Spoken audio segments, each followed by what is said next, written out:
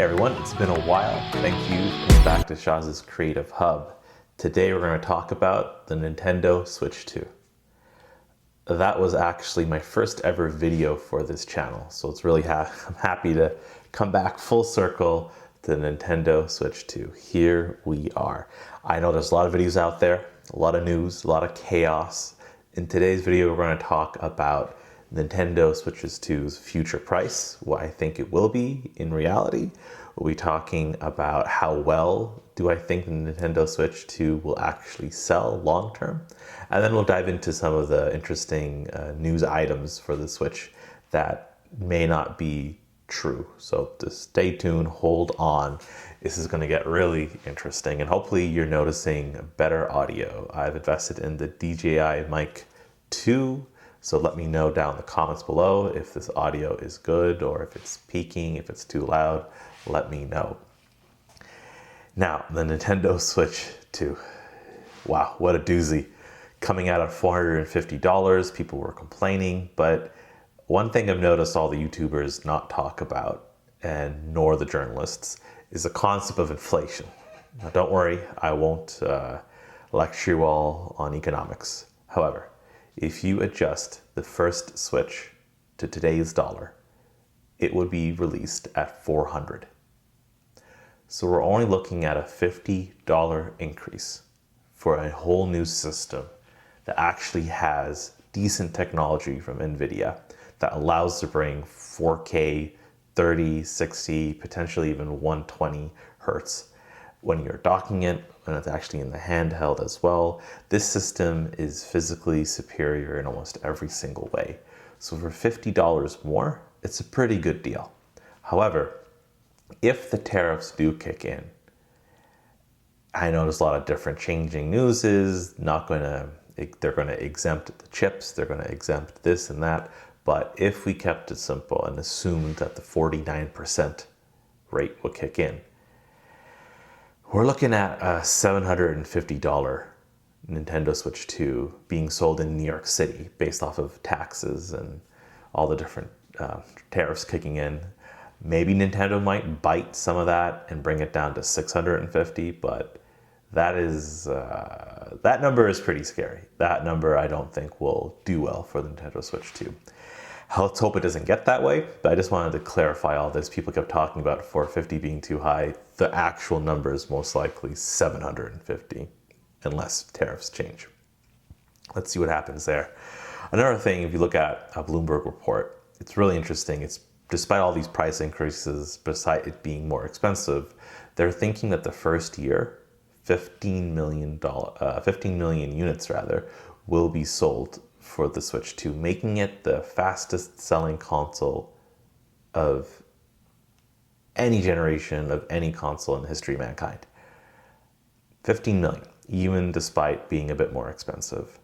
That would be crazy. That would be magnificent for Sony, rather for Nintendo. However, if you take a look at Nintendo Switch's overall sales, almost 150 million, touching 160 million.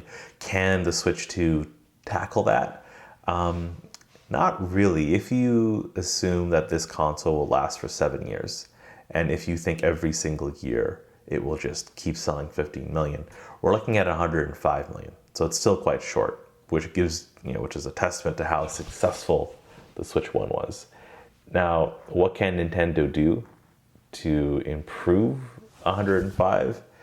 If you look at the sales cycle, what they could do is reduce the price in due time. Let's say 3 years into the console's life, try to drop it down a significant amount and see if that can generate more unit sales. But again, it depends on what Nintendo is trying to accomplish. Is the goal to sell as many hardware units as possible? Or is the goal profit, which may not require selling $150 million, or rather 150 million units of the Switch 1.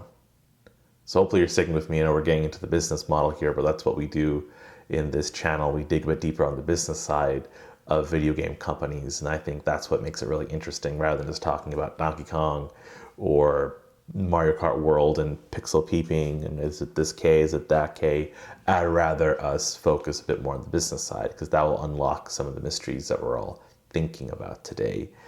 Now, if you take a look at another sales cycle that's been really interesting, it was PlayStation 3, right? It came out loud thud, but eventually it picked up momentum when they rebooted it, when they reduced the price, when they made it cheaper to produce. So I really do think that the Switch 2 can hit 150 million.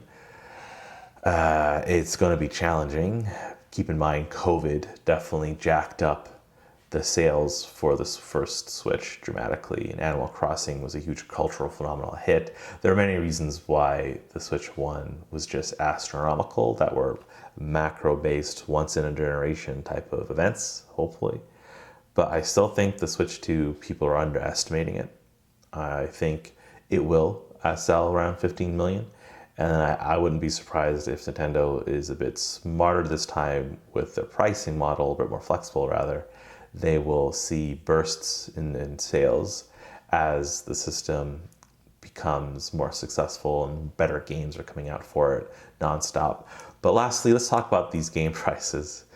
Oh dear. I know $80, won't go into that. That's, we all talk about it nonstop.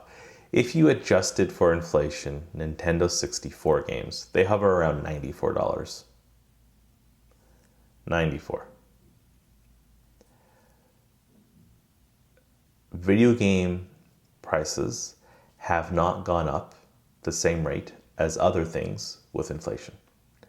I'm not advocating for really expensive games, but we right now, for the last probably 10 years, have been getting a massive discount on every single game out there. It's probably one of the reasons why the video game industry is struggling financially right now. Won't get into that. That could be another video for another day. So yes, $80 stings. It's still cheaper than what it was when the N64 came out. Let that sink in. Again, a lot of these YouTubers out there who I love, they're just not talking about inflation. I don't know why. It's not that complicated to just use ChatGPT or Gemini, whatever, and get the actual prices for today's dollar. But it is what it is. I think people like to be sensationalist and be dramatic, and negative videos do better on YouTube. So it is what it is there.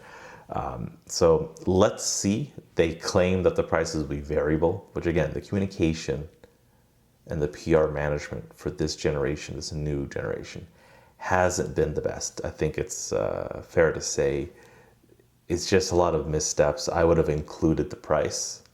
That will be a next video of mine, is what Nintendo could have done better for their launch. Stay tuned for that. So again, excited to be back. I know it's been a while. Subscribe, like, leave a comment down below if the audio is good. We are called the Creative Hub, so I'll be focusing a lot on creativity and what that means. So you'll definitely continue to see photography, travel videos, but you're still gonna see some of the business side of video games and the news behind that, because I'm quite passionate about that.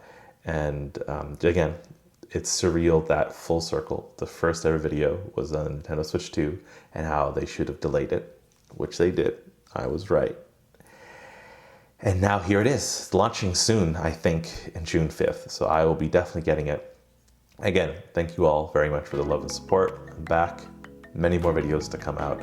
Let me know if the DJI Mic 2 is doing a good job with the audio. As always, just trying to make things better and better for you guys. And talk to you guys soon. Thanks.